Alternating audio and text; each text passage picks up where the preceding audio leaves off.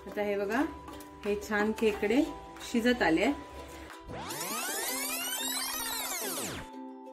नमस्कार मंडळी, कसे आहात? मजेत ना? मी सौ तृप्ती सगुण मांडगावकर मनभर रेसिपी मध्ये तुमचं स्वागत करते।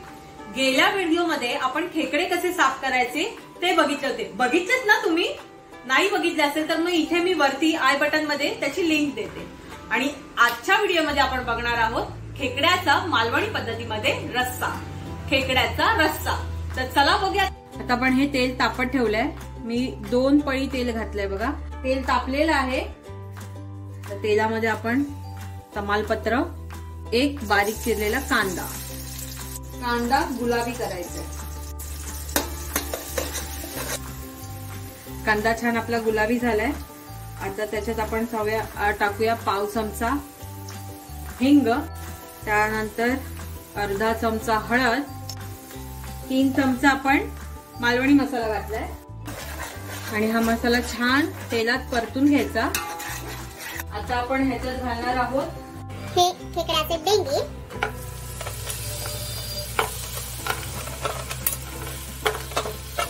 आणि त्यानंतर हे जे खेकड्याचं पोट आहे ते आपण ह्याच्यात घालून घेणार आहोत।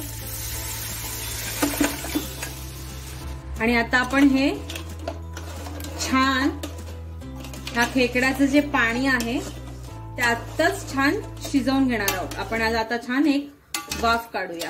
आता हे बघा, हे छान खेकडे शिजत आले।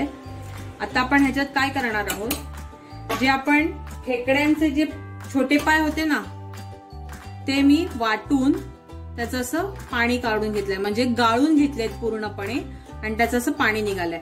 आता ते आपण ह्याच्यात घालणार आहोत आणि हे आता आपण 5 मिनिटं त्याला छान उकळी काढायची 5 मिनिटाची आणि 5 मिनिटं शिजून द्यायचंय।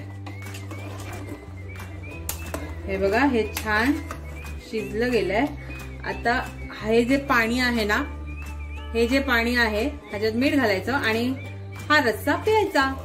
सर्दीसाठी 1 नंबर आहे। आता आपण ह्याच्यात घालणार आहोत वाटप। आता आपल्याला ह्याच्यामध्ये जास्तीचं पाणी घालायची काही गरज नाही, ह्याच पाण्यामध्ये आपलं छानसं होऊन जाणार आहे। वाटप घातल्यानंतर छान रस्सा होणार आहे आपला। तर आता आपण हे मालवणी वाटपाची लिंक मी तुम्हाला डिस्क्रिप्शन मध्ये देते आणि आय बटन मध्ये पण देते। आता जेवढा आपल्याला पातळ हवंय किंवा जेवढा आपल्याला थिक हवंय त्यानुसार आपण वाटप घालणार आहोत। आता मी थोडंसं आधी घालून घेते आणि नंतर मग मला जर हवं असेल तर मी परत अजून घालून घेईन।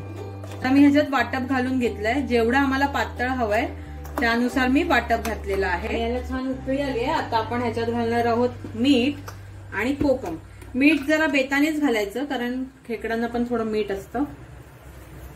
चवीनुसार मीठ घालणार आहोत आणि आता आपण ह्याच्यात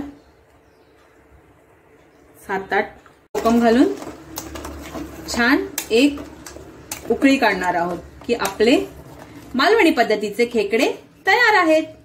आणि हा आपला मालवणी पद्धतीचा खेकडा रस्सा तयार झालेला आहे। कसा वाटला तो कमेंट करून नक्की सांगा। लाईक करा, शेअर करा, सबस्क्राईब करा आणि बेल आयकॉन बटन दाबायला विसरू नका। काळजी घ्या।